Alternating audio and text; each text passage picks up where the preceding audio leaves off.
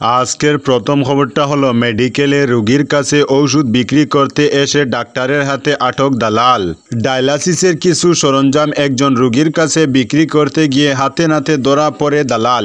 শনিবার মেডিকেলের তৃতীয় তলায় মেডিসিন বিভাগে গোপনে অভিযান চালিয়ে ইয়াদাম তাঁতি নামের এক দালালকে হাতে নাতে আটক করেন শিলচর মেডিকেল কলেজ ও হাসপাতালের উপ অধীক্ষক ডক্টর ঋতুরাজ ঠাকুরিয়া। এই দালালের কাছে থাকা ব্যাগ থেকে সেন্ট্রাল ভেনাস লাইন ইকুইপমেন্ট সহ বেশ কয়েকটি ফার্মেসি এবং ডায়াগনস্টিক সেন্টারের ভিজিটিং কার্ড উদ্ধার করেন ডক্টর ঋতুরাজ ঠাকুরিয়া। পরে ঔষধ সহ এই দালালকে হাসপাতাল অধ্যক্ষ ডক্টর ভাস্কর গুপ্ত এবং অধীক্ষক ডক্টর দেবকুমার চক্রবর্তীর কাছে নিয়ে যান। 4 মাস থেকে এই সামগ্রীগুলো অধিক দামে হাসপাতালের রোগীদের কাছে বিক্রি করে আসছে দালালরা।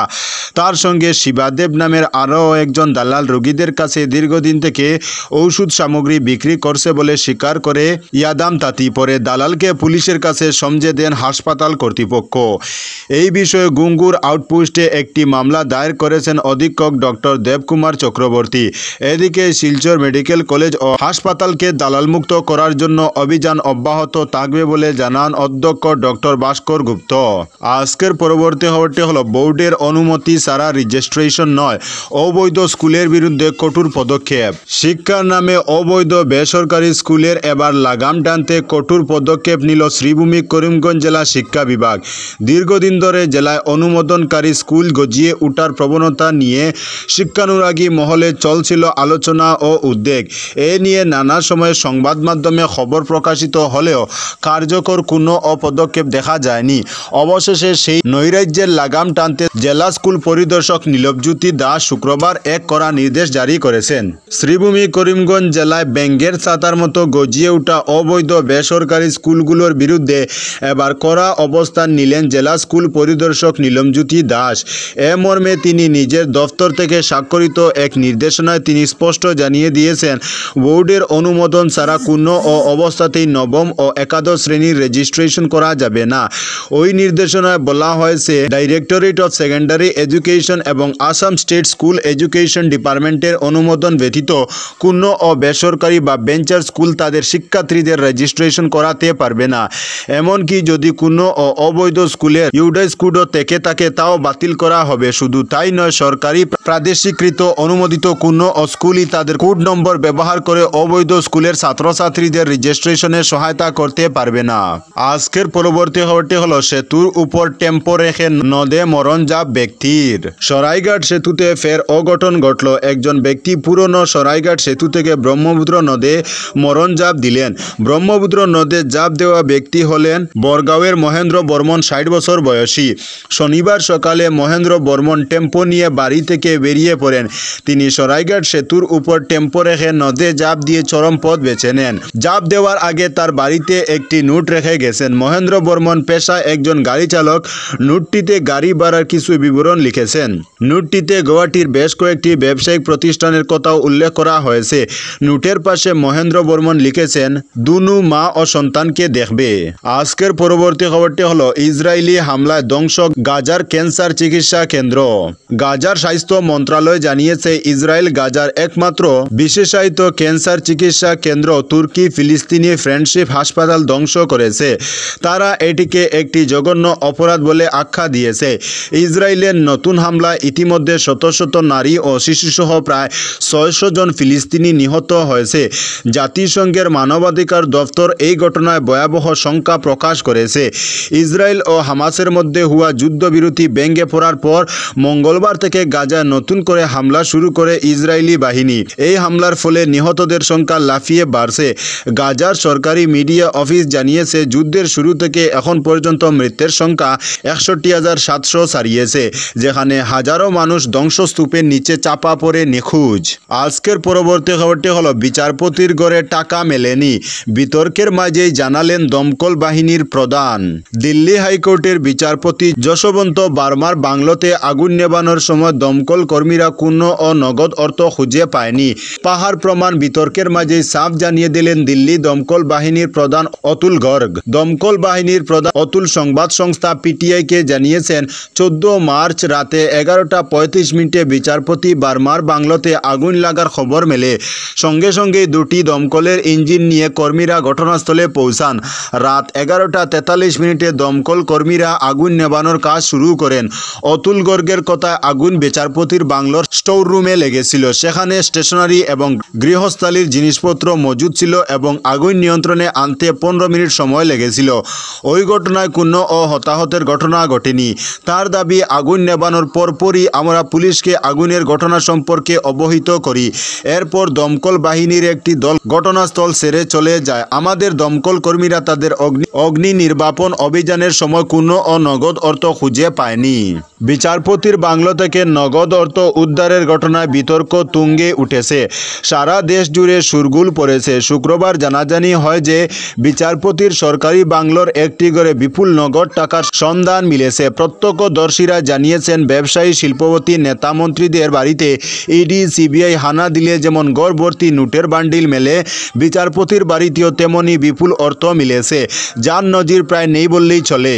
আজকের পরবর্তী খবরটি হলো অবাক কাণ্ড, একটি অটোতে 14 জন স্কুল পড়ুয়া। অবাক কাণ্ড কিভাবে সম্ভব? দেখেই পথ চলতি মানুষের মনে এই প্রশ্ন বারে বারে উকি মারছে। শঙ্কা হচ্ছে যে কোনো সময় ঘটে যেতে পারে বড় দুর্ঘটনা। তবে এসব নিয়ে তেমন বুককেপি নেই প্রশাসনের। এতদিন কোনো হস্তক্ষেপ হয়নি, কিন্তু এবার হুঁশ ফিরেছে, আর তাতেই ধরা পড়েছে তাজ্জব ঘটনা। উত্তরপ্রদেশে ঝাঁসির ব্যস্ত মোড়। দিনের মাঝপথে একজন পুলিশকর্মী চেকিংয়ের জন্য একটি অটোরিকশাকে থামায়। তখনই দেখা যায় যে ওই ছোট্ট অটোরিকশাটিতে 14 জন স্কুল পড়ুয়া চাপাচাপি করে কোনো রকমে বসে আছে, যা দেখেই ওই ট্রাফিক পুলিশ অফিসার অবাক হয়ে যান। বিকেডি মোড়ে মোতায়েন একজন পুলিশ অটোতে স্কুল ইউনিফর্ম পর অনেক শিশুকে দেখে 3 চাকার গাড়িটিকে থামিয়েছিলেন। দেখা যায় চালকের সঙ্গে সামনের সিটে কমপক্ষে 3 জন শিশু এবং পিছনে 11 জন শিশু বসে রয়েছে। পুলিশ অফিসার যখন শিশুদের অটো থেকে নামতে বলেন, তখন একজন ব্যক্তি 3 চাকার গাড়িতে বসে থাকা পড়ুয়াদের সংখ্যা গণনা করে ঘটনাটি রেকর্ড করেছিলেন। আজকের পরবর্তী খবরটি হলো, সবার পক্ষে লোয়ার বার্থের পাওয়া সম্ভব নয় বললেন রেলমন্ত্রী। দেশের এক প্রান্ত থেকে অন্য প্রান্ত পর্যন্ত পাতা রেল লাইনে প্রতিদিন কত যে ট্রেন ছুটছে তার কোনো হিসেব নেই। যাত্রী সংখ্যা লক্ষাধিক। দূরপাল্লা ট্রেনের ক্ষেত্রে শুয়ে যাওয়ার ব্যবস্থা থাকে। তাকে 3টি বার্থ, নিচেরটিকে বলা হয় লোয়ার বার্থ। এছাড়া তাকে মাঝে মিডিল বার্থ ও উপরে আপার বার্থ। যাত্রীদের পছন্দ অনুযায়ী যে সব সময় সিট পড়ে তা নয়, তবে লোয়ার বার্থে কারা যাত্রা করতে পারবেন সেটা এবার নির্ধারিত করে দিচ্ছে রেল। মহিলা, বয়স্ক নাগরিক এবং প্রতিবন্ধী যাত্রীরা সব সময় লোয়ার বার্থে যাত্রা করতে চান। এবার রেলমন্ত্রী অশ্বিনী বৈষ্ণব এই বিষয়ে বড় সিদ্ধান্ত নিয়েছেন। বিশেষ কিছু যাত্রীকে লোয়ার বার্থের জন্য অগ্রাধিকার দেওয়া হবে। রেলমন্ত্রীর মতে, অগ্রাধিকারের ভিত্তিতে মহিলা, প্রবীণ নাগরিক এবং প্রতিবন্ধী যাত্রীদের লোয়ার বার্থের সুবিধা দেওয়া হচ্ছে। সবার পক্ষে ওই আসন পাওয়া সম্ভব নয়। রেলমন্ত্রী আরও বলেন, ট্রেনে লোয়ার বার্থের সংখ্যা সীমিত, তাই সবাইকে এই বার্থগুলি দেওয়া কঠিন। কিন্তু রেলওয়ে নিশ্চিত করার চেষ্টা করছে যে যেসব যাত্রীদের সবচেয়ে বেশি প্রয়োজন তাদের জন্য এই আসনগুলি বরাদ্দ থাকবে। লোয়ার বার্থের ক্ষেত্রে রেলের প্রথম অগ্রাধিকার হবে মহিলা, প্রবীণ নাগরিক এবং প্রতিবন্ধী ব্যক্তিরা। আজকের পরবর্তী খবরটি হলো, 2 বছর আগে খুন হওয়া ললিতাকে যে দেখছে সেই থমকে যাচ্ছে। সিনেমার স্ক্রিপ্টকেও হার মানাবে এই কাহিনী। যার মৃত্যু সুখে কেঁদে বাসিয়েছিল বাড়ির লোক, মাথা তেতলে যাকে খুন করা হলো সেই কি না ফিরে এলেন বাড়িতে। ভূত নাকি বন্ধু বা আত্মীয়, ললিতাবাইকে যে দেখছে সেই থমকে যাচ্ছে। বিষয়টা বুঝতে গেলে বছর 2 আগে ফিরে যেতে হবে। মধ্যপ্রদেশের বাসিন্দা ললিতাবাই। 2023-এ তার মৃত্যু হয়। তার শেষকৃত্য ও সম্পন্ন করে তার পরিবার। তাকে যারা হত্যা করে তারা এখনো জেল কাটছে। কিন্তু কাহিনী মে টুইস্ট এলো দিন 2 আগে। হঠাৎ দেখা গেল গ্রামে ঘুরে বেড়াচ্ছেন জলজয়ন্তী ললিতা। মান্দাসুর জেলায় তাকে দেখা যাওয়ার পর চমকে যান ললিতার বাবাও। সঙ্গে সঙ্গে থানায় ছুটেন তিনি। গান্ধীসাগর থানায় পুলিশ সবটা জানানোর পর পুলিশ খোঁজখবর শুরু করেন। থানার ওসি তরুণা ভারদ্বাজ জানিয়েছেন, ললিতা খুন হননি, নিজের ইচ্ছায় বাড়ি থেকে চলে গিয়েছিলেন। ললিতা পুলিশকে জানিয়েছেন, শাহরুখ নামে এক ব্যক্তি তাকে বানপুরায় নিয়ে গিয়ে এক ব্যক্তির কাছে বিক্রি করে দেন 5 লক্ষ টাকায়। সেই ব্যক্তি ললিতাকে রাজস্থানের কোটায় নিয়ে চলে যায়, যেখানে 18 মাস ছিলেন তিনি। ললিতা আরও জানান, তার কাছে মোবাইল না থাকায় তিনি যোগাযোগ করতে পারেননি কারো সঙ্গে কোনো ক্রমে পালিয়ে বাড়ি ফিরে এসেছেন তিনি। আধার কার্ড দিয়ে নিজের পরিচয় দিয়েছেন তিনি। 2023 সেপ্টেম্বরে ললিতা নিখোঁজ হয়ে যান। এর কিছুদিন পর একটি ট্রাক দুর্ঘটনা ঘটে, যাতে মৃতের মাথা তেতলে যায়। সেই দেহ নিজের মেয়ের বলে শনাক্ত করেন ললিতার বাবা। খুনের মামলাও দায়ের হয়। পায়ের কালো বেরি, হাতের টেটু দেখেই দেহ চিনেছিলেন বাবা। এরপর ললিতার শেষকৃত্য সম্পন্ন হয়। শুধু তাই নয়, ললিতার বাবার অভিযোগের ভিত্তিতে ইমরান, শাহরুখ, সোনু ও এজাজ নামে 4 অভিযুক্তকে গ্রেফতার করা হয়। এখনও জেলে রয়েছেন তারা।